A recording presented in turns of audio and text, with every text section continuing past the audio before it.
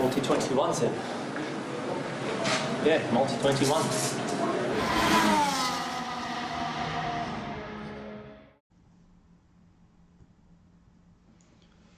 Bonsoir, bonsoir, bonsoir. On va attendre que tout le monde arrive. Nous sommes 4 ce soir. Nous sommes avec Aurélien de Formule Moyen et Multi-21. Salut Aurélien. Salut Clément, salut à tous. C'est un plaisir vraiment de vous retrouver ce soir, un grand plaisir.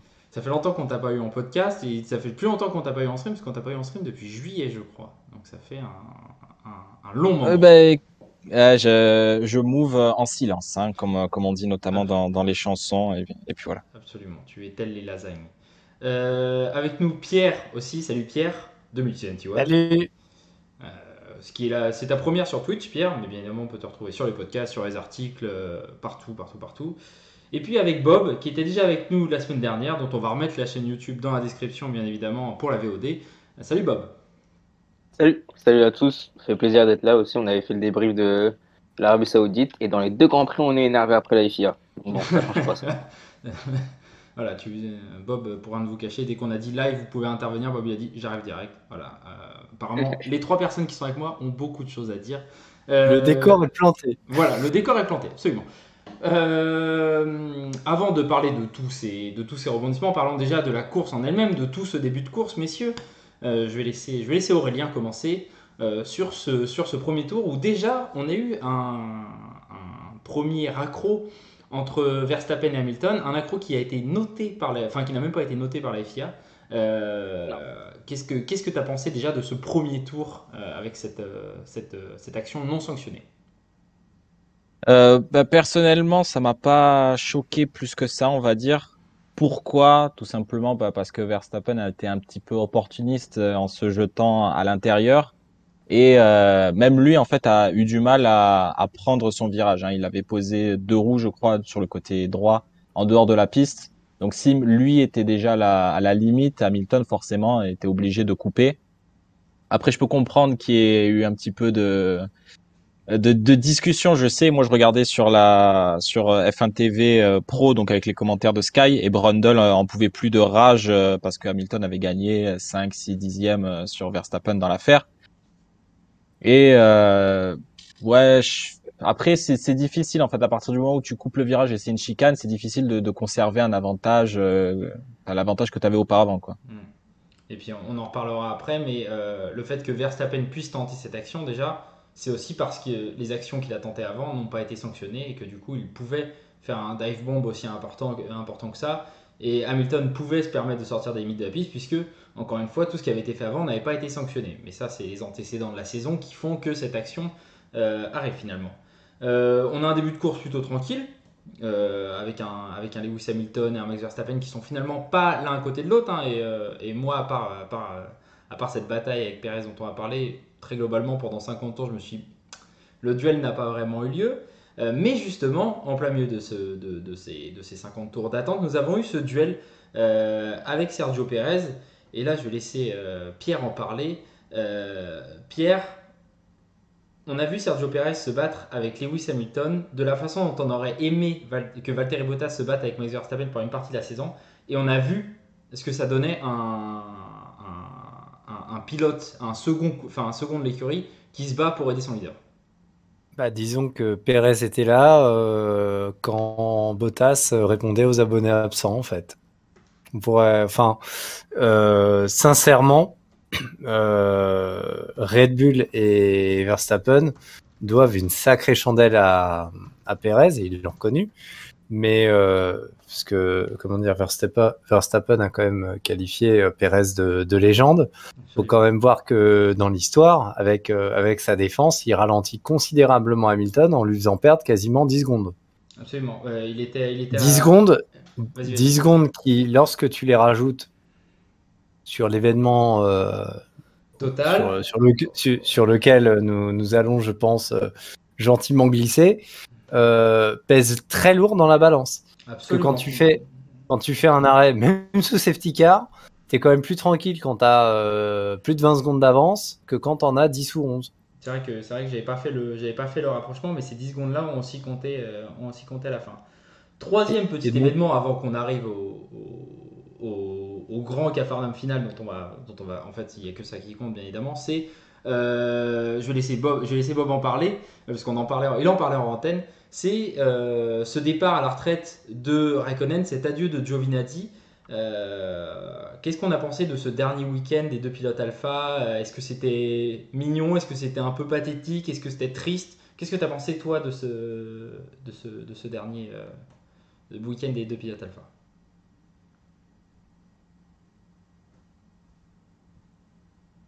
Ah, Bob? Allô, Bob, est-ce que tu nous entends? Ah, désolé, justement, j'étais en train de parler dans le vent. Pas de souci, pas de Justement, souci, vas-y. je disais que je vais commencer par Giovinazzi. Et on disait en antenne que c'est un pilote qu'on apprécie beaucoup. Enfin, moi, je l'aime beaucoup, Toi, mais il est toi et un peu... Aurélien, nous mettez pas tous dans le même panier, Ah non, attention. c'est Aurélien, ok. Mais il est un peu transparent, on va pas se mentir. La communauté F1, peu importe que ce soit francophone, anglophone, s'en fout un peu parce qu'il a jamais eu de coup d'éclat. Donc, qu'il parte, déjà, on l'a su très tard dans la saison, même si on s'en doutait. Ça n'a pas mis beaucoup d'émotions, même peut-être que chez Alfa Romeo, en fait. Il est resté 3 ans et 3 saisons, mais sinon, bien sûr, ça a été caché par le départ de Raikkonen. Mais je ne le mets pas que sur cette course, c'est juste cette saison pour moi qui est en trop. Et il en avait marre au milieu de la saison. Il était même content que ça s'arrête plus tôt avec un abandon. Donc, Bah, c'est ce que dit Clyde hein, sur le chat, c'est il était temps que Raikkonen arrête et effectivement, enfin, c'est ce que tu dis, hein, on clairement, sentait là, de fur et c'était à mesure. là, c'était la saison de trop. L'année dernière, il était dedans. Là, il aurait dû s'arrêter, je pense, à la fin de 2020. Il en avait marre très tôt dans la saison. Et bien sûr, avec l'abandon, il n'a pas les adieux qui, entre guillemets, méritaient, comme Alonso en 2018, par exemple, avec les donuts, etc. Enfin, c'était. Voilà, de toute façon, je vois pas Sans doute, Verstappen, ça. Hamilton faire des donuts à la fin de la course. Mais ça aurait pu être mieux, mais lui s'en fout, quoi qu'il arrive, je pense, d'avoir des beaux adieux. Lui, il voulait juste partir et je suis sûr qu'il a même pas regardé la fin de la course. Donc, Mm. mais personnellement, il est arrivé en Formule 1, j'avais 1 an. Je l'ai vu toute ma vie en Formule 1. Donc, c'est vrai que ça fait quelque chose, mais c'est pas le même Raikkonen que sur la fin de sa carrière qu'au début. Enfin, il est pas si impressionnant que ça. Après, sa deuxième partie chez Ferrari ou chez Alfa Romeo, c'est pas si marquant. Donc, les adieux sont moins importants, en fait, vu qu'il n'était pas au top à la fin de sa carrière. Bah, comme dit Goodstone, dans l'absolu, c'est en 2018 qu'il aurait dû s'arrêter. C'est vrai que après 4-5 années Je dirais, d'errance, il gagne une course en 2018. Je suis d'accord que bah, je là-dessus, dirais, c'est je beau qu'il dirais pas retourne chez ça. Sauber pour le symbole, Je mais dirais ouais. pas Vas-y, vas-y. 2018 parce que il retourne chez Sauber pour le symbole, mais 2019, il est monstrueux, je trouve. Il bat Giovinazzi, ce qui est compréhensible. Giovinazzi n'est pas un pilote ultra rapide, quoi qu'il arrive, par rapport à d'autres. Et c'est un rookie sur cette année, mais il fait vraiment le taf chez Sauber Alfa Romeo, pardon, en 2019. Il ramène beaucoup de points. Sa première partie de saison, surtout en 2019, est vraiment impressionnante. Il est toujours 7e, 8e. Donc vraiment, à la limite, à la fin de 2019, 2020, il était encore dans le coup. Mais 2021, c'est clairement trop, que ce soit en termes de performance, parce qu'en vrai, il se donnait même pas à fond, je suis sûr, surtout en qualification. Que ce soit en termes de performance et même d'envie. Enfin, à chaque Grand Prix, il disait je suis pressé que ça se termine depuis le milieu de saison, quoi. Donc c'est dommage que ça se termine comme ça, mais de toute façon, il a pas envie et c'est pas le genre de pilote à vouloir des grands adieux. Bon, Clyde est d'accord avec toi et bon, Goodstone est plus. Moi, je suis plus David Goodstone qui aurait dû s'arrêter un peu avant, mais effectivement, on sentait que cette saison c'était un peu la saison de trop. Bon, tout ça c'était très gentil, hein, tout ça c'était un Grand Prix finalement assez C'est 10 sympathique. Moi, minutes et maintenant on va arriver à ce qui est voilà. important. Pour rien vous cacher, moi j'ai regardé la course avec des amis qui sont néophytes en F1 et qui pendant quasiment 50 tours étaient très déçus du spectacle qui était proposé. Puisqu'il n'y avait pas eu de spectacle proposé en fait. Et puis tout d'un coup, Latifi s'est craché. Et là, ce qu'on va faire, je vous propose, c'est que chacun va me dire très rapidement la décision qu'il aurait prise. Et après, je vais vous laisser chacun étayer sur votre sentiment sur tout ça. Pierre, qu'est-ce que tu aurais mis toi? Virtual Safety Car, Safety Car, Drapeau rouge. Drapeau rouge. Drapeau Ok. rouge. Aurélien, qu'est-ce que tu aurais mis toi? Très personnellement, j'aurais mis safety car jusqu'à la fin. Pourquoi? On le verra plus tard, justement. Bob, qu'est-ce que tu aurais mis? Personnellement, pas de drapeau rouge, c'est pareil, j'aurais mis safety car jusqu'à la fin. Ah bon, on va laisser les Et moins on expliquera pourquoi. radicaux commencer. Vas-y Bob, commence. On va les plus radicaux sur le drapeau rouge parleront après. Alors Mais déjà, vas-y, vas-y Bob. pour le drapeau rouge, je suis pas Et dans le chat, d'accord parce dites-nous que Clyde des safety cars et Pour, dites-nous les autres ce que vous êtes. Voilà, le drapeau rouge safety pour le car. drapeau Ou rouge, rien. je suis pas d'accord parce que. Attendez, on m'entend. Parce que c'était possible et on l'a vu d'évacuer cette voiture sans danger. Bon, ils ont ramené une grue sur la piste, on l'a vu après la course, ça. Mais donc c'était possible de le faire sans drapeau rouge et le drapeau rouge il est là pour la sécurité en fait. Et pas pour se dire pour l'équité sportive et pour le spectacle. Donc pour moi il n'y avait pas lieu de mettre un drapeau rouge. Ça aurait pu être possible, mais on a vu après que c'était possible d'évacuer la voiture sans drapeau rouge. Donc pour moi il n'est pas là pour l'équité sportive ou le spectacle. Pour moi le meilleur choix ça aurait été de terminer sous safety car parce que en suivant les règles. En fait, la FIA, ils ont fait beaucoup de décisions douteuses et sont passés au-dessus des règles cette saison. Sauf que le dernier Grand Prix, on va pas se mentir, pour être le plus juste possible et éviter toutes les controverses, tu respectes les règles à la lettre, quoi qu'il arrive, même si ça avantage un ou l'autre selon la malchance. On respecte les règles, comme ça, il n'y a pas de contestation possible. Quelqu'un a de la malchance, l'autre a de la réussite, etc. Mais on respecte les règles. Et là, respecter les règles, ça aurait donné une fin de course sous safety car. Parce que normalement, la safety car rentre, je sais pas les termes exacts du règlement FIA, mais la safety car doit rentrer un tour après que les retardataires aient repris leur tour. Donc, ça a terminé la course sous safety car. Et c'est pas ce qu'ils ont fait parce que le spectacle, le drama, le show a tout surpassé. Parce que ça aurait pas été une bonne manière, selon Michael Masi et pour la série Netflix, de terminer la saison sous safety car, en fait. Et c'est pour ça, je pense qu'ils ont lâché le dernier tour. En fait, il a vu que la seule solution pour ne pas terminer la saison sous safety car, c'est de relancer comme ça pour un tour, en laissant se dédoubler. Ça, on va en parler aussi, que les pilotes entre Max et Lewis. Donc ça, c'est aberrant, je trouve. Je m'en fous de l'enjeu des... Enfin, je veux dire, bien sûr, il n'y avait pas forcément d'enjeu pour les pilotes derrière, mais les directeurs de course sont pas censés juger selon qui a quoi à jouer, en fait. Pour eux, la voiture 44, c'est la même que la voiture 16 qui est en 10e place. Et surtout, c'est la même que la Donc, voiture 55 qui était 3ème et qui avait quelque chose à jouer. Oui, et voilà, qui avait quelque chose à concurrence. jouer, parce que franchement, il termine pas loin. Enfin, je parle, la personne, le retardataire qui était derrière Verstappen ne termine pas loin. Donc, pour moi, vraiment, quand tu te rends compte que c'est... Enfin, ils sont passés outre les règles pour proposer du spectacle. Et pour moi, ça me dérange que on balance les règles comme ça pour avoir du drama. Et le spectacle, on l'a vu de... Enfin, toutes les règles et toutes les décisions qui ont été prises cette saison, quasiment, ont été faites pour donner du show, du spectacle. À Bakou, c'était pareil avec un drapeau rouge pour donner une course sprint sur les 2 derniers tours. Enfin, ça me dérange vraiment. Et j'imagine que ceux qui disent qu'ils voulaient terminer sous safety car, c'est la même. Ils ont à peu près le même avis que moi, mais ça me dérange vraiment. Clyde est tout à fait d'accord avec toi sur ce que tu as dit et c'est des arguments qu'on a beaucoup entendus qui s'entendent absolument là-dessus. Et vas-y Aurélien, vu que tu étais de cette équipe-là, safety car jusqu'à la fin, je te laisse compléter et étayer ce que tu veux. D'ailleurs, on a tout le temps. Hein. Et n'hésitez pas dans le chat à réagir là-dessus. Vas-y Aurélien. Non, mais tout simplement, tout a été dit déjà et admirablement bien. Voilà, ma seule pierre à l'édifice que je puisse apporter, c'est que voilà, Michael Masi a du sang sur les mains. Michael Masi, c'est très grave. C'est très grave ce qu'il nous fait. Déjà, on est contre le harcèlement, on le rappelle, et tous les gens qui veulent sa mort, c'est pas bien. Déjà, ça, bien sûr, les abrutis. bien sûr, on veut pas ça ça. reste un humain. Voilà, c'est juste qu'il a un travail qu'il n'a pas fait. Exactement, mais c'est le problème, c'est que ça fait 3 ans bientôt qu'il a ce travail et qu'il le fait pas, quoi. Il est juste là pour faire de la figuration, pour jouer au cow-boy avec Toto Wolff et pour lâcher des punchlines, mais après, voilà, pour faire son taf, il n'y a plus personne. Donc ça me met hors de moi, bien sûr. Donc il y avait bien sûr la règle qui n'a pas été respectée sur les retardataires qui devaient regagner leur tour. En effet, il fallait attendre le tour suivant, mais manque de peau, ça signifiait la fin de la course, quoi. Mais bon, ça arrive des fois que un championnat... Michael Moisy, comme dit Tim de Formula qui est là, Michael Moisy, effectivement. Michael Moisy, bien sûr. Coucou Tim. On pense à lui. Mais voilà, je voulais dire tout simplement que des courses et des championnats qui se terminent de manière vraiment nulle, où il y a rien ne se passe, et puis ça se termine sous un SC, c'est arrivé, c'est déjà arrivé. c'est pas grave, on va pas en faire tout un drame, et c'est pour pas ça qui compléter- allait ruiner la saison. Pour compléter ce que tu Oui. dis, sur le chat, Hugo nous dit le problème c'est l'annonce que.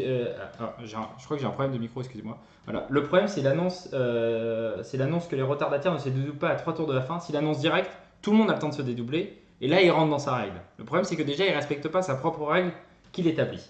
Et comme Là, dit il le dit, Goodstone, il y a un côté indécis. voilà, il y a un côté indécis qui s'est vu encore en course aujourd'hui et c'est complètement ça. C'est oui, non, oui, non. Et je te laisse continuer Aurélien, mais il y a cette radio terrible où c'est, je sais plus quel membre de Red Bull l'appelle, je crois que c'est Christian Horner qui l'appelle et qui lui Give me a demande. minute. C'est pas, Et qui lui c'est dit- pas et dit, Jonathan ouais. Neal. Je sais plus si c'est Jonathan Neal, c'est peut-être Jonathan Neal qui l'appelle et lui dit 1 minute et genre 20 secondes après, t'as l'autorisation de laisser passer les retardataires qui arrivent. T'as l'impression que ils subissent ce que disent Toto Wolff et Christian Horner. Enfin, je te laisse continuer Aurélien là-dessus, mais c'est assez, Oui. c'est assez terrible. Bah, déjà, premièrement, le message qui a indiqué au tout départ, les retardataires ne sont pas autorisés à doubler, ça c'est du jamais vu en fait. C'est du jamais vu, tout simplement parce que de base en fait, les retardataires ne sont pas autorisés à doubler. Et c'est que après le directeur de course qui envoie un message, mais toujours pour dire ils sont autorisés, jamais pour proscrire. Mais bon, là il a fait, je sais pas d'où il a sorti ça. Et après il est revenu sur sa décision, donc le simple fait qu'il y ait eu relance de la course, même pour un seul tour, c'est pas ça qui est dérangeant, vraiment. C'est vraiment la manière dont ça s'est fait, la manière dont ça a été dit. Encore comme tu l'as si bien dit, les mecs de chez Red Bull, de chez Mercedes, qui font une pression folle et qui lui craquent comme si c'était un novice, quoi. Alors que j'imagine que Masi a de la bouteille. Il me semble qu'il officie en V8 Supercar avant, si je dis pas de conneries. J'ai pas de souvenir de ça, mais je pense que peut-être que Goodstone pourra nous dire sur le chat.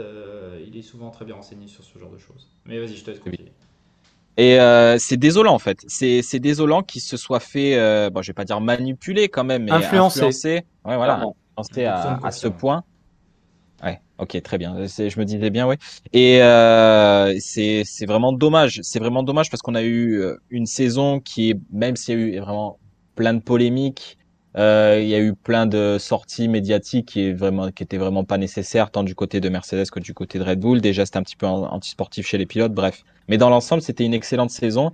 Et qu'elle se termine de cette manière, c'est Masi qui a tout chié, en fait. C'est Masi qui a tout foiré. Et enfin voilà quoi, je suis juste vraiment désolé. Autant pour Hamilton qui perd dans ce dernier tour, c'est vraiment malheureux, que pour Verstappen, parce que il y aura toujours des glands pour dire dans 10-15 ans, ouais mais Verstappen a été aidé pour la FIA. Le et pauvre, qui, là, ça fait 24 heures qu'on parle pas de son titre, alors que, Voilà, exactement. que les médias n'en parlent pas, que nous on n'en parle pas, nous on est des affreux, donc voilà, on parle de ce qu'on veut, mais puis hier on a beaucoup parlé de son titre, mais il y a plein de médias qui n'en parlent pas, alors que quand même c'est un gamin, c'est le 4e plus jeune champion de l'histoire de la F1, c'est Exactement, l'avènement ce qu'on appelait les projets, le projet Verstappen, le projet Rowven-Perra, ces gamins qui depuis tout petit sont calibrés pour aller gagner dans les plus grosses disciplines mondiales, c'est quelque chose qui est... Enfin, on se rend pas bien compte de ce que c'est Max Verstappen d'un point de vue construction, d'un point de vue projet Red Bull marketing. complet. Et marketing, tu as tout à fait raison. Et on n'en parle pas assez alors que voilà, c'est... Alors, la presse internationale, et Aurélien, tu pourras peut-être un peu mieux nous renseigner là-dessus, en parle, mais c'est vrai que c'est très contrasté, quoi. T'as un petit peu d'un côté... En fait, c'est dommage. Ah Ça oui, vient de bien gâcher, sûr. c'est ça. Bien sûr, bien sûr. Et oui, Et j'ai comme peur j'ai que dit, dans c'est 10-15 ans, en fait, dans 10-15 ans, quand on pense à 2021, on se dit, ah ouais, la fois où on a servi Oui. le titre à Verstappen. Ah, bien Comme sûr. maintenant, on pense à 2008. À 2008, ah ok, c'est Hamilton qui passe Timo Glock, personnellement. Enfin, en vrai, quand on parle de 2008, on se souvient, entre guillemets, que de ça. Et là, Oui, 2021, j'ai peur que ce soit ça, plus peut-être Silverstone. Oui, et Monza aussi, je pense, Et Monza. entre autres. Ouais, je pense que Monza, c'est quand même pas mal éclipsé par rapport à Silverstone. Ouais, Déjà. oui. Ouais, après, Silverstone, c'est la première, du coup, je peux comprendre, c'est plus il y en a un d'impact. des deux qui reste en piste et enfin c'est... Oui, c'est vrai, ouais. Ouais, alors que Monza c'est... Ah, c'est- Mathieu, Je c'est pense, fiable. je pense que Jeddah continuera à faire couler quand même pas mal d'encre. C'est vrai aussi. Je reviens juste sur ce qu'on disait tout à l'heure, au retour en procédure, mais Tim nous disait, mais il peut pas annoncer avant en fait le tour où il annonce que les voitures peuvent doubler, parce que la piste n'est pas opérationnelle à ce moment-là. Il y avait une grille, il y avait une grue sur la piste. Voilà, je vais laisser Pierre commencer pour le point de vue des drapeaux rouges. Mais moi, j'étayerai après là-dessus. Vas-y, Pierre, commence là-dessus sur ce point de vue. Et puis, les gars, on vous laissera on Alors, vous redonnera la parole après. On a le je temps. me permets de faire un parallèle par rapport au crash de Verstappen à Bakou. Ça, c'est la première chose. Je pense que quand tu as une voiture qui se crache, qui est en partie sur la piste, et c'était le cas de Latifi, ça demeure dangereux avec une virtual safety car, bien entendu, mais également sous safety car. Je m'explique. Quand Latifi se crash, il y a quand même un début d'incendie, notamment au niveau des freins. C'est très minime, mais c'est quand même visible. Il y a quand même besoin d'intervenir au niveau des commissaires avec des extincteurs. Ça, c'est la première chose. Vous savez comment fonctionne un extincteur, vous savez ce qu'il y a à l'intérieur. Moi, je pense que sur ce qui peut être répandu, ça rend quand même la piste légèrement dangereuse. De plus, À l'Arlan, ça a été un peu sale, c'est vrai. Là où tape Latifi, je suis désolé, là où il tape, c'est un rail. Sauf erreur de ma part. Oui, c'est un rail, absolument. Donc, excusez-moi, on est sur une voiture qui fait, on va dire, à peu près entre 750 et 800 kg à peu près, plus sa vitesse de passage. Pour moi, la décision du drapeau rouge, c'est d'abord sur une décision de sécurité. C'est-à-dire, il y a une voiture à évacuer. Là, je vous rejoins. On a vu une grue sur la piste. Je suis désolé, mais là, visiblement, la FIA n'a toujours pas compris que grue, c'est sous drapeau rouge. Je veux dire, il y a quand même eu des précédents avec des grues. Je me permettrai de remettre sur la table Brésil 2003 et plus tragiquement Japon 2014 avec les conséquences Europe 2007 aussi, où les voitures dans le premier virage passent juste à côté de la grue voilà. en mouvement et il n'y a pas de halo à l'époque ni rien. Donc, voilà. Moi, je suis d'accord avec toi là-dessus. Ouais. Donc, c'est pas comment dire. Mon second argument, ça aurait été sur une redistribution équitable des cartes. Mais mon premier argument, c'est d'abord l'argument de la sécurité. On a quand même une grosse politique depuis maintenant près de 20 ans où la sécurité a été renforcée avec des dégagements asphaltés. Ça fait assez polémique. Avec tout ce qui est du Tech Pro, etc. On a des voitures qui sont de plus en plus sûres, l'introduction du halo, etc. Mais on voit qu'il y a certaines choses qui ne devraient pas avoir lieu et qui continuent de se reproduire. Et malheureusement, sur ce côté des grues, visiblement, la FIA n'a toujours pas compris. Moi, je suis complètement. Alors oui, au moment où la grue intervient, sans doute que les pilotes sont à l'autre bout du circuit. Oui, d'accord, ok, mais quand même, quoi. Enfin, je veux dire, justement, vous parliez de drama, vous parliez de show. Là, moi, j'ai eu l'impression, justement, sur cette intervention, que justement, on privilégiait le show au détriment de la vie des pilotes et des commissaires. Toute la saison, ouais. Et des commissaires, t'as raison. Je fais juste une petite remarque là-dessus, mais je trouve ça très étonnant que, alors que Yas Marina est un circuit ultra moderne et que derrière le rail, il y ait des grosses zones bitumées sur lesquelles passent des véhicules, il n'y ait pas des grues qui puissent passer derrière, récupérer la voiture par-dessus la piste comme à Monaco et venir. Après, elle est venue pour moi, voiture de sécurité, grue sur la piste, a donné les exemples qu'on connaît. Même on pourrait parler de Turquie 2020 et heureusement il n'y avait rien eu alors qu'on était sous piste humide. Pour moi c'est drapeau rouge direct. Mais en fait même si on avait eu la grue qui était derrière le. En fait si on avait eu la grue qui était derrière le rail, j'aurais été comme les gars à dire une safety car qui dure jusqu'à la fin parce que c'est pas parce que Michael Masi nous a offert des restarts sous drapeau, avec un drapeau rouge parfois inutile, genre à Jeddah, je suis pas sûr qu'il y avait besoin du drapeau rouge sur la deuxième, alors que la voiture de Perez, pour moi, pouvait s'enlever, et qu'on faisait un restart sur un circuit qui était quand même urbain et assez rapide. Là, c'était des drapeaux rouges de spectacle et qui, pour moi, n'avaient pas lieu d'être. Celui-là, Bakou, c'était vraiment de la sécurité. Ouais, Bakou, pour moi, il y avait de la sécurité aussi parce que tu avais la voiture qui revenait vraiment sur la piste. Mais Bakou, je me souviens plus exactement où était la grue, si elle était derrière ou... L'accident 2 tours avant, ils l'ont pas sorti. Donc bon. Ouais, mais c'est vrai, t'as raison. Et du coup, c'est aussi là qu'est l'incohérence, c'est que du coup, tu sors le drapeau rouge à la fin pour faire un espèce de green white checkered comme en NASCAR, où en fait tu donnes 2 tours de spectacle.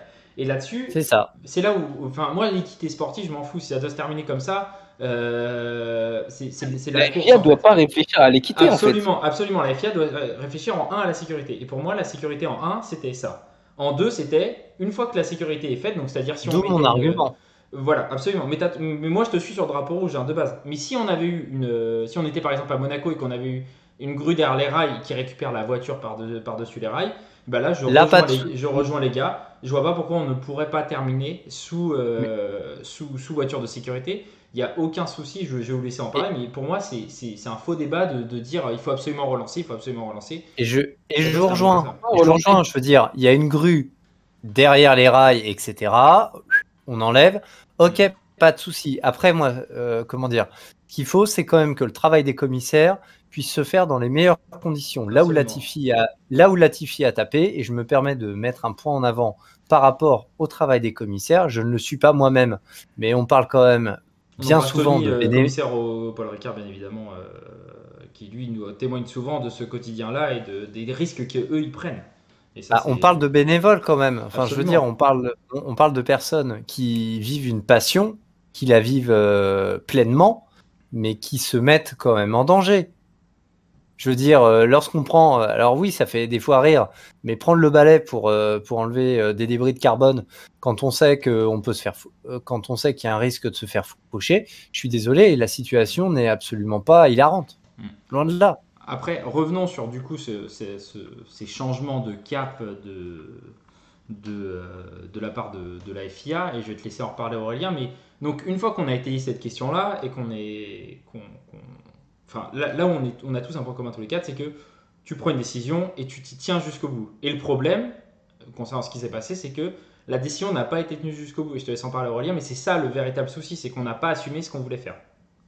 Exactement. Et exactement, c'est ça. À partir du moment où il a envoyé son message indiquant que les retardataires ne pouvaient pas prendre un tour, bah, il aurait dû s'y tenir. Et les retardataires, même si la décision était discutable aussi, puisqu'il y avait, hormis la grue qui opérait tout ça, mais il y avait aucun intérêt à laisser des retardataires entre Hamilton et Verstappen. Ensuite, voilà, la décision d'autoriser que quelques retardataires au détriment de Sainz qui avait fait une super course. Et même s'il avait des pneus un petit peu usés, qui pouvaient quand même attraper Hamilton ou Verstappen si jamais il y avait un crash, par exemple, ou quelque chose comme ça, ou même un léger contact, une sortie de piste, bref. Absolument. Comme Ocon au deuxième départ du Grand Prix d'Arabie Saoudite, par exemple. Absolument. Exactement. Et il y avait même les AlphaTauri derrière qui, elles, avaient des pneus tendres et pareil, pouvaient doubler Sainz, pouvaient doubler Hamilton aussi pardon. Et ouais, non, en fait, c'est vraiment désolant de voir à quel point le château de cartes s'est effondré super facilement, en fait. On peut comprendre qu'il y a la pression, qu'il faut prendre des décisions rapidement. C'est son travail quoi. Je le comprends, bien sûr, mais c'est son travail. Et à partir du moment où tu prends une décision, même si tu sens que tu as fait une connerie, bah tant pis, hein, tu peux pas retourner en arrière comme ça, c'est pas possible.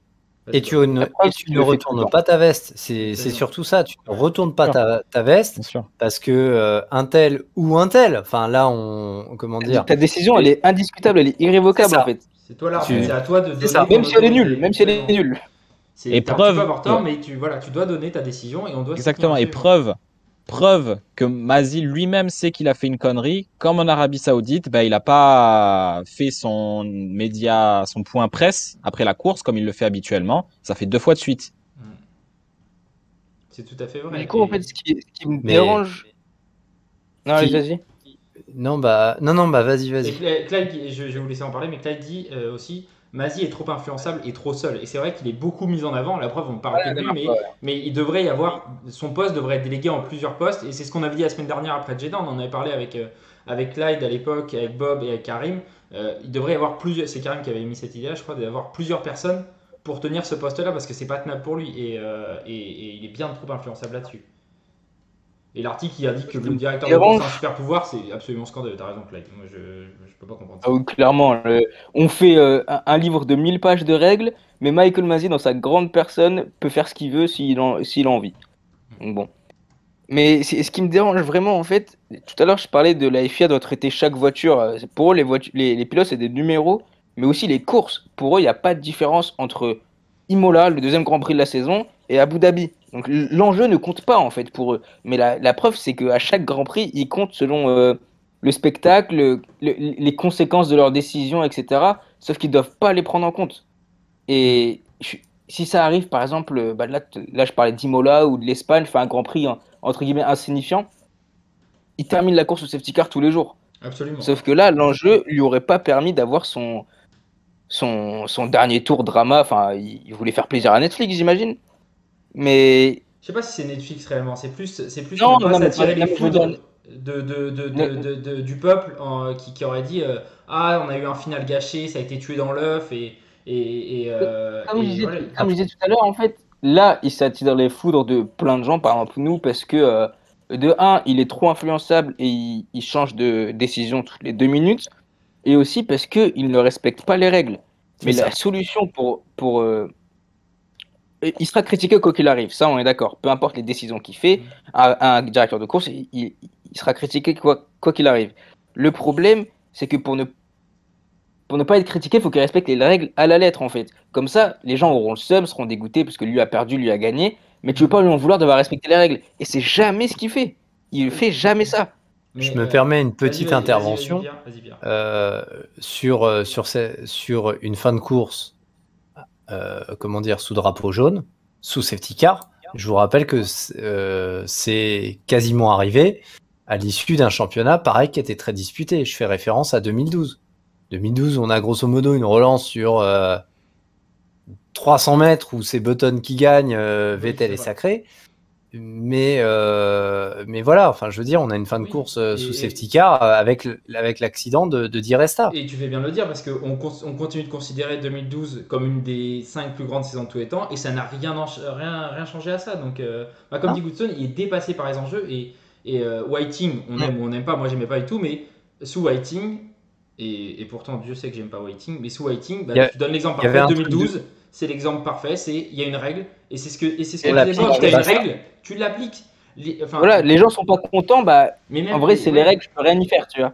Absolument, et c'est même pas, en fait, c'est même pas les gens, c'est que si tu fais un changement de décision en plein milieu, si tu switches, comme disait Aurélien, non seulement les fans hardcore, les puristes de F1 vont pas être contents, mais les néophytes non plus. Si tu continues si tu appliques la règle, peut-être que les néophytes seront pas contents, mais les fans hardcore de F1 qui ont déjà vécu 2012, qui ont déjà vécu d'autres saisons, vont comprendre. Donc au moins, tu te mets pas tout le public à dos, tu te mets juste une partie qui n'est pas encore habituée à ça, mais enfin là, c'est se mettre tout le monde à dos. Aurélien, on t'entend pas depuis Pour un rajouter moment. un truc, ce qui me dérange, après je te laisse Aurélien, c'est que du coup Michael Masi, ou le directeur de course, même si c'était pas lui, c'est qu'il a entre guillemets trop de pouvoir, et ça c'est normal, c'est lui qui arbitre, mais là c'est lui qui décide qui a gagné, qui a perdu, selon avec ses décisions frauduleuses, je dirais. Et ça me dérange aussi parce que on en parlait la semaine dernière, l'arbitre, on doit pas le voir en fait. C'est vrai. Il doit être en arrière-plan, et là en plus avec toutes les conversations qu'on voit sur la télé et tout, c'est horrible. On devrait même pas les écouter, ceux-là. Bah ça, elles vont être retirées sans doute. Elles ne devraient pas être diffusées. Elles ne devraient pas être diffusées. Ouais, elles devraient pas être diffusées. Même truc des pilotes, en vrai, c'est cool, mais dans le fond, ça devrait pas être diffusé non plus. Bah, après, tu vois, sur un côté box ou un truc comme ça. Oui, ou mes pneus sont morts. J'aurais tendance à dire, voilà, ça c'est pas trop dérangeant, entendre un tel pilote ou tel pilote qui dit ah bah mes pneus ils sont super bien, ou alors ah ouais il est pas génial le train. Ça j'aurais tendance à dire. Je pense qu'il y a quand même plusieurs compétitions où justement ces communications radio, on les entend, et je pense pas que ça gêne outre mesure. Enfin moi personnellement ça gêne pas, c'est cool hein. Voilà. Par contre, lorsqu'on rentre sur un côté politique, là, ça me gêne. Là, ça me dérange. Et clairement, c'est ce qui est un petit peu mauvais pour l'image un petit peu de la FIA, c'est que dans cette histoire, on fait ça fait de nouveau passer Red Bull pour les méchants. Alors que Red Bull, ils ont fait ce que sans doute Mercedes aurait fait si les rôles avaient été inversés. Clyde dit un truc, il dit pas d'accord sur les conversations radio, ça a permis de mettre au jour le système mafieux avec les fameux marchandages, choses comme ça. C'est vrai que ça s'entend aussi. Aurélien, toi qui n'as pas parlé depuis longtemps, je te redonne le bâton de parole. Bien sûr, ça fait extrêmement plaisir. Je voulais juste ajouter ma petite pierre à l'édifice. Quand ça parlait de Mazdi surcharge de travail, tout ça, en fait, ça se voit hyper bien quand il y a certains plans de la direction de course pendant la course. On peut voir Mazdi qui regarde ses 45 écrans et qui, toutes les 3 secondes, tourne la tête comme s'il tournait sous C, par exemple. Et ça illustre bien le fait qu'il est complètement débordé, le bonhomme. Et c'est pas une critique, c'est pas grave, c'est juste que vrai, la hein. tâche est bien trop grande. En fait, c'est comme le responsable moteur de Honda à l'époque. Je sais plus si c'était Tanabe ou celui d'avant, je sais plus. Enfin bref, quand ça marchait pas à l'époque McLaren, ce qu'ils ont fait, c'est qu'ils ont divisé en fait le rôle en plusieurs parties. Ferrari l'avait fait aussi. C'est Binotto qui l'avait fait, où il avait à l'époque la direction de l'équipe et la direction technique. Et il a divisé le département technique en plusieurs sous-départements, tout ça. Et bizarrement, tant chez Honda que chez Ferrari, quand ils ont fait ça, ça a commencé à aller un petit peu mieux. Donc après, il n'y a pas de mal à administrer. Peut-être que la F1 moderne ne peut tout simplement pas, n'est plus viable en fait, avec un seul directeur de course unique qui décide de tout, qui tranche sur tout. Enfin bref. Voilà, quoi. Comme disait Clyde tout à l'heure, c'est plus la F1, Liberty Media, ils ont trop d'influence sur l'édition de la FIA aussi. Moi, je pense que, je pense que la FIA aussi dans son ensemble, et là je vais pas parler que de la F1, mais cette année a été absolument catastrophique en termes de direction sportive de tous ces championnats. La Formule 1, ça a été une foire à la saucisse toute la saison. La Formule 1, c'est une blague de toute façon. Le GTE, on en a parlé il y a 2 semaines, mais le GTE qui se termine sur un contact où l'un des titrables sort hors de la piste, un autre des titrables pour prendre le titre et qu'on dit rien. C'était absolument hallucinant. En WTCR, le travail des Hyundai, où les pilotes, les seconds couteaux de Hyundai faisaient exprès de saboter les courses en début de saison des autres pilotes. Et on ne disait aussi, rien. non Et tu disais quoi, Bob? Le DTM aussi, non? Non, mais le DTM, c'est pas la FIA. Mais la FIA, ouais. Ça reste honteux. Rien que dans la FIA, tu vois, il y a eu dans quasiment tous les championnats, il y a eu des décisions absolument honteuses et à chaque fois, c'est silence radio.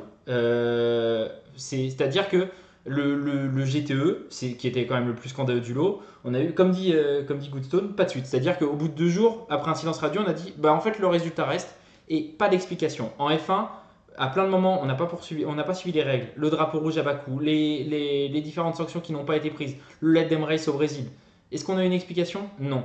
En WRX, est-ce qu'on a eu des explications? Non. À chaque fois, la FIA a couvert ses directeurs de course de ces différents championnats avec cette méthode qui est propre au sport et ce dont on parlait en septembre dernier lorsqu'on a fait un podcast sur la Destination Race de se mettre dans une posture où on n'a jamais tort et de ne jamais admettre ses fautes. Et c'est exactement. C'est eux qui jugent s'ils ont tort ou pas. Absolument. Déjà, ils sont jugés partis. Et ça, c'est pas possible. Et quand tu as fait des erreurs, quand même, ils ont 7 titres à donner, 6 championnats différents à donner des titres. Je pense qu'à part le WRC cette année et l'Hypercar, mais l'Hypercar, c'était 3 voitures, mais à part le WRC où il n'y a pas de contact, sinon, dans tous les championnats, il y a eu des scandales. C'est pas possible de ne pas te remettre en question maintenant et de ne pas faire un point sur ton année en disant la F1 a été entachée, la FE a été entachée, le GTE a été entaché. Tu peux pas continuer à avoir cette posture-là. C'est pas tenable vis-à-vis des fans, c'est pas tenable vis-à-vis des pilotes, vis-à-vis des écuries, parce que là, on parle des groupes Mercedes et Red Bull, on parle des groupes Volkswagen et Ferrari, on parle du groupe Hyundai, on parle de Peugeot, on parle de super puissance mondiale que la FIA se met à dos par ces postures-là où on prend une décision et on revient, surtout on l'explique pas. Voilà. On peut en changer en cours de route, on fait ce qu'on veut et on n'explique rien du tout. Il n'y a aucune justice. Et voilà, je vais vous laisser en parler, mais moi, je voulais faire un point plus global parce que on parle beaucoup de la F1, mais je trouve que la FIA a été, et Michael Masi appartient à la FIA, il est payé par la FIA, a été désastreuse là-dessus toute l'année. Je vous laisse prendre la parole après mon petit coup de gueule. Je ne sais pas qui veut la reprendre. Allez-y, Bob. Intimidé, hein. Je vais laisser la parole.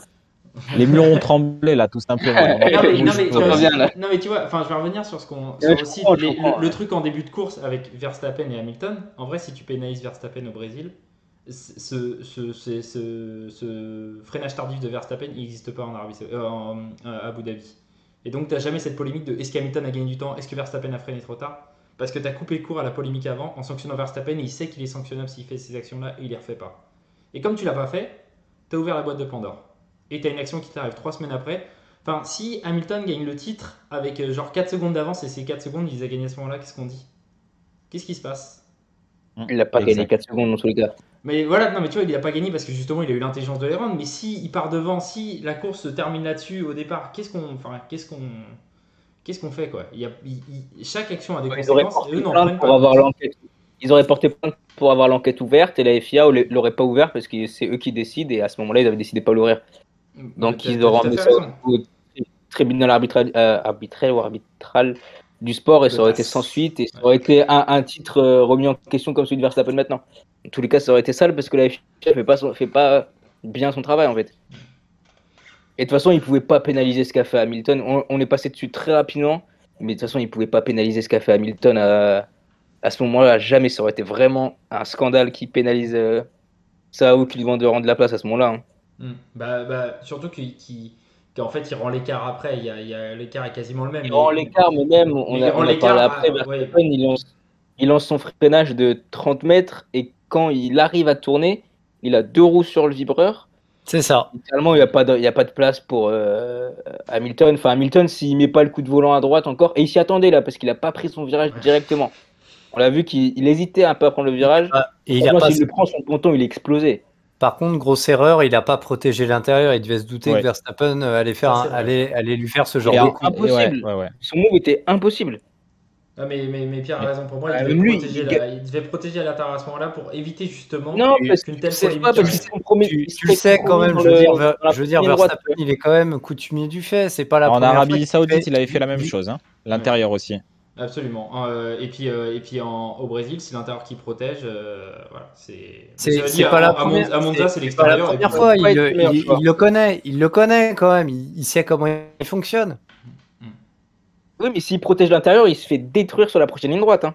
Parce que Verstappen n'aurait pas été à l'intérieur, aurait mieux pris pas forcément. T'as pas de DRS à ce moment-là. T'es sur le premier tour, il n'y a pas de DRS. Si tu protèges l'intérieur dans la ligne droite suivante, ça peut passer. De toute façon, maintenant, avec le recul, la meilleure décision, c'est ce qu'il a fait. Hein. Bien sûr. Mais bien sûr, parce que. Je sais pas si vous avez vu la vidéo là, de Tsunoda qui lance un giga freinage sur Bottas. Ah oui, de très loin. C'est dans le dernier tour. C'est un freinage. Ouais, dans le dernier tour, parce que Bottas a une intelligence de course, de bataille complètement nulle. Bottas, c'est énorme. C'est énorme. Et ça, c'est un grosse super loin. Dimanche, vraiment grosse perf de Bottas. C'est là que tu vois la différence entre Perez qui a complètement aidé Verstappen et Bottas. Ce que disait Pierre tout à l'heure, hein, c'est que les 10 secondes, tu les retrouves à la fin. Alors que Bottas, c'est très honteux. C'est très avant la course. De loin, il y arrive, tu vois. C'est vrai. Avant la course, Bottas disait: je suis prêt à sacrifier ma course pour Hamilton. Mais quelle course, mon garçon? De quelle course tu parles? Oui, c'est pour finir 7ème, 8ème. Le mec est resté 8ème pendant la première moitié de la course. Il n'arrivait pas à doubler une putain d'AlphaTauri. On est où? Qu'est-ce qui se passe? Comme dit Goodson, Bottas était déjà en vacances. Mais c'est vrai, il part 6ème au bout du premier tour. Il est déjà 2 places derrière. Il est déjà 8ème. Qu'est-ce que tu vas faire? T'es 8ème, t'es derrière. Et il allonge son premier relais. Mais juste pour doubler Tsunoda. Oui, il gagne qu'une position en plus. Il gagne qu'une place. En restant à l'air frais pendant une dizaine de tours. C'est ça. Moi, je me suis dit, il va en gratter au moins 2 ou 3. Les autres, ils ont été pris un peu dans le trafic, machin. Même pas. Il s'est pas dépassé. Et dites-vous, il a alimenté la légende pendant un moment que la Mercedes n'était pas bonne dans le trafic. Franchement, il est dingue en fait. Ouais, franchement, lui, tu le mets sur la piste tout seul. Si tout le monde est tout seul sur la piste, c'est un très bon pilote. Hein. Et mets des pilotes à côté, il faut qu'ils se battent, c'est un figurant. Après, on verra. Alfa Romeo, ça va être une catastrophe. J'ai beaucoup défendu Bottas. Hein. Mais c'est la fois de trop, là, sérieux. Vous êtes tellement agressif, j'ai envie de le défendre alors que j'ai pas du tout envie de le défendre. Mais on verra chez Alfa avec. Il veut un contrat de plusieurs années, on verra. C'est aussi ce que disait Grosjean. Je rejoins sur ce que disait Grosjean sur son intervention sur Canal. Il disait que Lewis perdait entre autres le titre à cause de Bottas. Ah ben carrément. Et je suis obligé de me ranger si Bottas est proche, Verstappen ne peut pas pit 2 fois pour des. C'est ça. Bien sûr. Bien sûr. Tout à fait. Ça c'est complètement vrai. Il a même s'il est devant Perez au championnat, mais sa saison, franchement, est-ce que vous pouvez me sortir 1 ou 2 grands prix où Bottas a vraiment aidé Hamilton, où tu te dis ok, là il a aidé Hamilton à gagner. La Turquie. Mais il y a que ça du coup. Il y a que ça. Mais la Turquie parce qu'il a gagné lui-même. Et il y en a pas un autre où Brésil, la Hongrie à la limite. La Hongrie, oui, la Hongrie, super. J'allais dire le Brésil, mais même pas en fait. Non, mais la Hongrie, très bien. Si, attendez. Il ralentit Hamilton. Vas-y, Pierre, vas-y. Non, pour le Brésil, je suis pas trop d'accord parce que concrètement, il le laisse passer et de mémoire, je crois qu'il termine 3e, il me semble. Ouais, il termine à moins de 5 secondes de Verstappen d'ailleurs. Et c'est pour ça qu'il y a eu tout un pataquès sur la non-pénalité, parce que ça aurait mis Verstappen derrière Bottas. Enfin, bref. Il termine, Mais, il termine à 3 secondes. Donc, ouais, non, voilà. je suis désolé, le Brésil, ça peut rentrer dans les Grands Prix où Bottas, ça fait un peu le boulot. Oui, mais pas vraiment. Proche que Pas jamais il a vraiment, influé non. sur la course de Verstappen. Ah, il se fait doubler au départ. Verstappen, il a eu le boulevard avec l'air frais au tout début de la course. Donc non, il a pas Ouais. vraiment aidé. Il a fait son Moi, il l'a taf pas aidé. dans les qualifs sprint, ça on est d'accord. Mais Oui. voilà, mais ça s'arrête là. Alors que le samedi, ça sert à rien, quoi. Messieurs, avant de terminer, on fera bien évidemment un grand bilan de fin de saison avec toute l'équipe, puisque ça nous permettra de nous moquer de moi en fait. J'allais chercher des fanboys de l'équipe, mais non, parce que Clyde Ferrari a fait quelque chose de bien, Alpine a gagné des courses pour Paul, McLaren a gagné des courses pour Louis, donc en fait, il n'y a qu'Alfa Romeo. Mais nous ferons un grand bilan de fin de saison, bien évidemment. Mais un mot, s'il vous plaît, quand même, sur Max Verstappen, 34e champion du monde de Formule 1. Deuxième néerlandais champion du monde tout court après Nick De Vries cette année. Avant cette année, les Néerlandais avaient 0 champion du monde de la FIA, ils en ont 2 cette année. Bob, je te laisse commencer sur Max Verstappen, champion du monde. Parlons-en un petit peu. Faut pas vraiment. Je pense que je vais laisser parler les autres parce que j'apprécie pas vraiment ce pilote. Il risque pas d'être très objectif. Mais en vrai, je vais quand même. En vrai, il mérite son titre autant que Hamilton aurait pu mériter son titre. Il a été monstrueux cette saison et c'est la première fois qu'il a une voiture qui peut se battre pour le titre. Et franchement, il a raté des points, que ce soit à Silverstone, il a peut-être une petite part de responsabilité ou en Hongrie, etc. Sinon, il a fait que des top 2 quand il a terminé les courses. Ça, c'est monstrueux. Il a toujours été à fond. Et quand il a perdu derrière Hamilton, à part peut-être, je me dis, l'Espagne ou Bahreïn, c'est vraiment qu'il n'y avait rien à faire. Il a été toujours ultra rapide, que ce soit en qualif ou en course. Franchement, cette saison, elle est quasiment, d'un point de vue vitesse et le fait qu'il aille chercher tous les points, quasiment irréprochable. Je ne parle pas de son pilotage, de la manière de se comporter en piste, etc. Mais c'est vraiment une saison de champion du monde. Mais c'est dommage que son titre arrive comme ça, en fait. Sur la dernière course, sur sa dernière course, il le méritait pas forcément. Enfin, il a été moins bon, moins rapide. Donc c'est dommage qu'il arrive comme ça parce que ça éclipse un peu sa saison impressionnante, en fait. Mais c'est clairement une saison de champion du monde. Et il le mérite. Un peu de fraîcheur fait du bien. D'ailleurs, c'est la première. La classe de rookie de 2015 devient donc la première classe de rookie avec un champion du monde depuis la classe de rookie de 2007. Donc on en a vu passer du monde entre temps et voilà. Donc et encore un champion du monde qui n'a pas fait de GP2 ou de F2. Finalement ils sont que 2. Aurélien sur Max Verstappen champion du monde. Bah, bizarrement, j'ai pas tant de mots doux à lui dire aussi, assez étrange. C'est terrible. On aurait dû inviter Louis. C'est lui qu'on aurait dû inviter en fait. C'est lui qui nous aurait. Vous êtes que des affreux là. Non, mais faut pas l'inviter, Louis. C'est le roi des affreux. Non, c'est pas possible. Non. On t'embrasse. Non, allez, en toute sérieuseité, Verstappen a fait une putain de saison. On est bien d'accord. Attention, en fait, il a été. Soyons polis, s'il te plaît. Pardon, il a fait une foutue saison, une sacrée saison. Il a été irréprochable. Bon, pas en pilotage, on est bien d'accord, mais en termes de résultats bruts, tant le samedi que le dimanche, il n'a pas eu un jour où il avait un coup de mou. Hamilton l'a eu à Monaco, par exemple, et Verstappen, sur toute la saison, c'était des top 3, top 5, je suis même pas sûr. Il a fait que des top 2 des courses qu'il a fini. Oui, voilà, exactement. Voilà, c'est bien ça. Il n'a pas fini Bakou, il n'a pas fini Bakou, s'il a finissé, c'était victoire. La Hongrie, bon là, c'est le gros point d'interrogation. Qu'est-ce qu'il aurait pu faire sur une piste séchante? Bon, à mon avis, il n'aurait pas fait de la merde, on est bien d'accord. Pardon encore une fois pour le gros mot, mais vraiment, c'est un sujet qui me passionne, quoi. Et vraiment, le seul point noir, c'est sa manière de se comporter. Mais voilà, je dirais que c'est pas vraiment sa faute. Parce qu'il y a Red Bull qui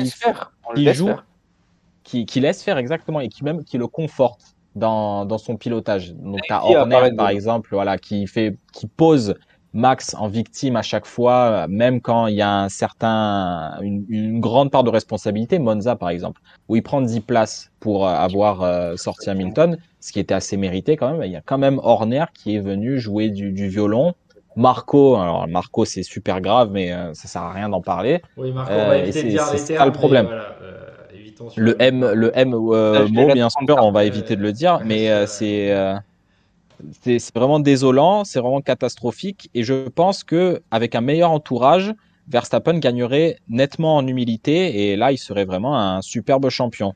Donc, bon, son titre 2021 est quelque peu entaché avec le final, on en a parlé, mais aussi Un beau avec le champion pour comportement en toi. piste. Ne l'oublions pas, hein. Pierre.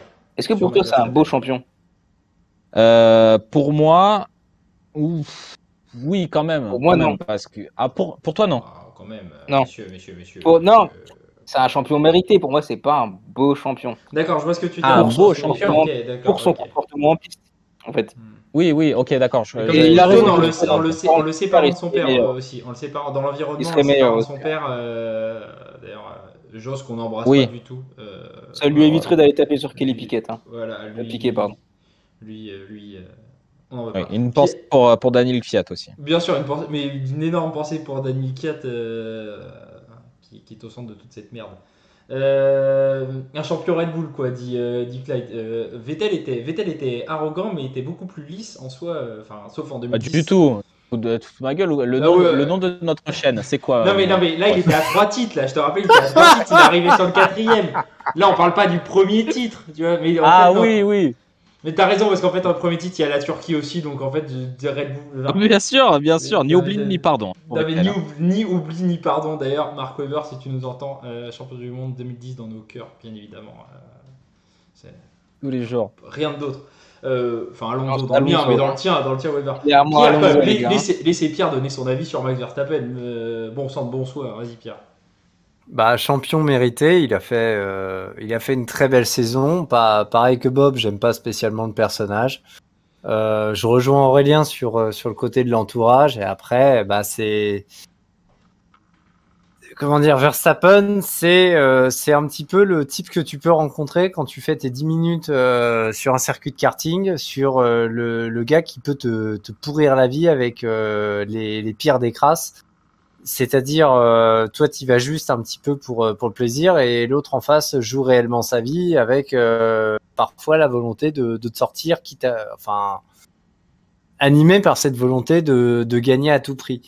On pourrait faire un petit parallèle, c'est Verstappen, il fait un petit peu, il rappelle un peu, notamment peut-être Kyle Busch en NASCAR dans ses jeunes années. C'est-à-dire, Kyle Busch, c'est au niveau du tempérament, etc. C'était je gagne ou tant pis. Il a un peu ce côté-là. Hamilton a su montrer une certaine malice, on va dire, face au pilotage rugueux de Verstappen, en essayant d'éviter les contacts, etc., mais aussi en s'affirmant de temps en temps, de façon à dire, mon petit gars, t'es quand même face... faut pas non plus faire n'importe quoi. Et après, c'est un petit... Comment dire, Verstappen a cette image, je trouve, de jeune champion, mais avec des actions qui risquent malheureusement de déteindre sur la génération de pilotes à venir. C'est-à-dire, ce que Verstappen s'est permis, pourquoi nous on le ferait pas? Ça c'est vrai. La FIA l'autorise. Hein. Il est dédouané par la FIA. Pourquoi les autres ne se le permettraient pas dans les catégories inférieures? Mais bon, je vous rappelle que Michael Schumacher est une idole, même après 94, 97, voilà, donc bon, on peut Verstappen. Sauf que tu prends 94, il avait pas la FIA dans sa poche à ce moment-là, Schumacher. C'est vrai.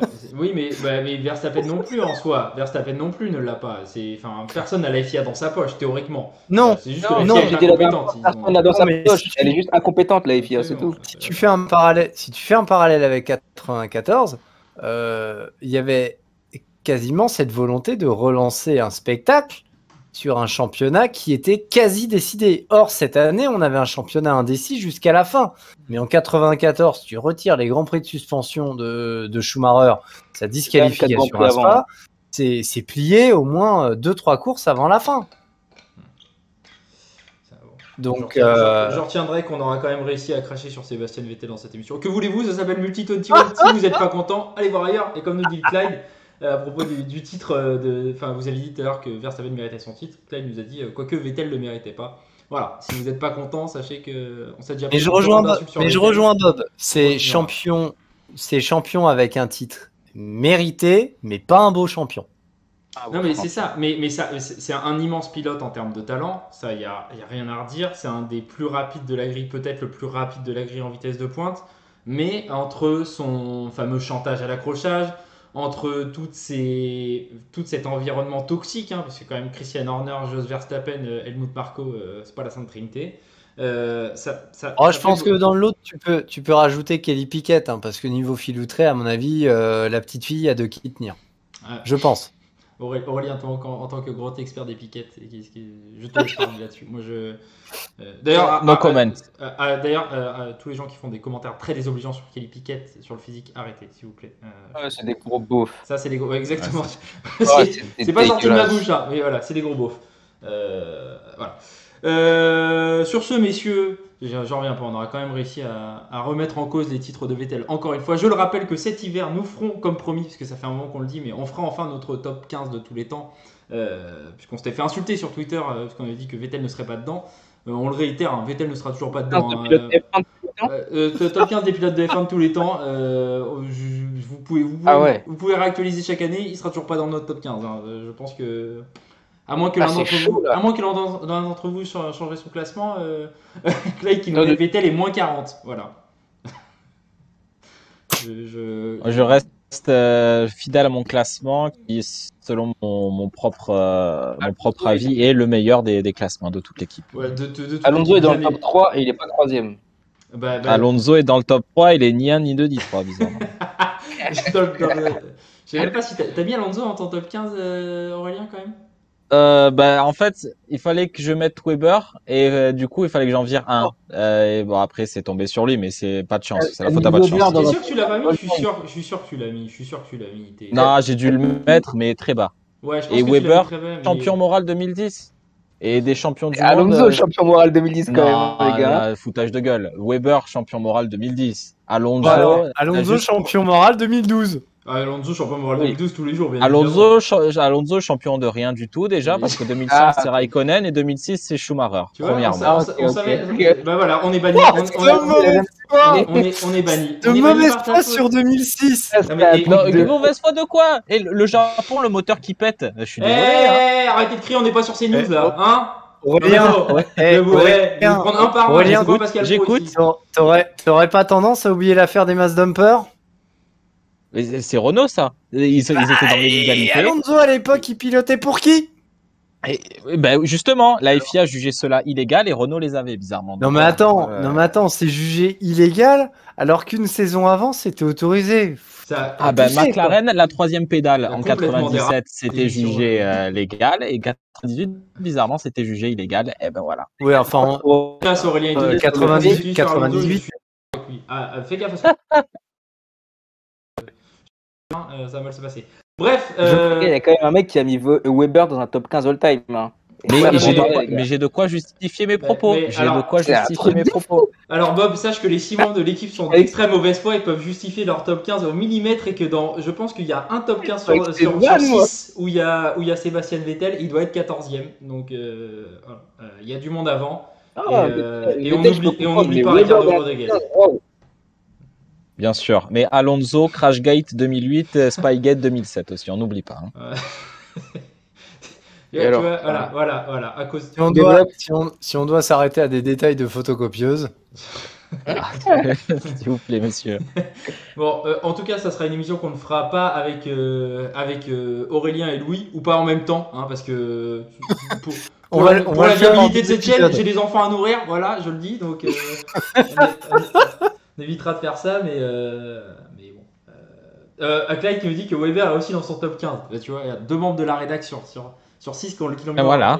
Je ne suis pas fou. J'ai juste vu la saison 2010 de mes propres yeux, tout simplement. Mais Clyde a dû mettre Alonso top 3 par contre, lui, contrairement à toi. C'est la seule différence. Ça se joue à pas grand chose entre vous deux. C'est terrible. Enfin bon, messieurs, écoutez, je pense que sur ces bonnes paroles, on a complètement dérivé. Ça veut plus rien dire ce qu'on dit. Mais... La pression est retombée. La pression est retombée, absolument. Promis, on fera ce fameux truc en janvier. On s'était fait insulter, mais il n'y avait que les fans de Vettel qui nous insultaient à l'époque. Je comprends pas pourquoi. Personne nous avait insulté à part Et puis, merci Bob de nous avoir accompagnés pour la deuxième semaine. C'est super cool que tu sois venu avec Ça nous. fait plaisir. Faut Merci. penser à leur envoyer les invitations au Provétel. Hein. Non, on le fera pas. Mais ils peuvent venir quand même nous insulter en live. Ils seront pas bannis. Promis, la parole sera très très libre. Merci à Pierre et Aurélien, des très mauvais rédacteurs que vous pouvez retrouver sur multi21.fr. Tout à fait. Le prochain article de Je Aurélien confirme. arrive très prochainement. Les derniers articles de Pierre sont déjà en ligne. N'hésitez pas à aller y faire un tour, messieurs, dames. Sur ce, on vous embrasse. On vous dit à très bientôt pour les bilans de fin de saison de F1 quand même. Et puis, salut tout le monde. Un grand merci, à très bientôt. Salut. Ciao.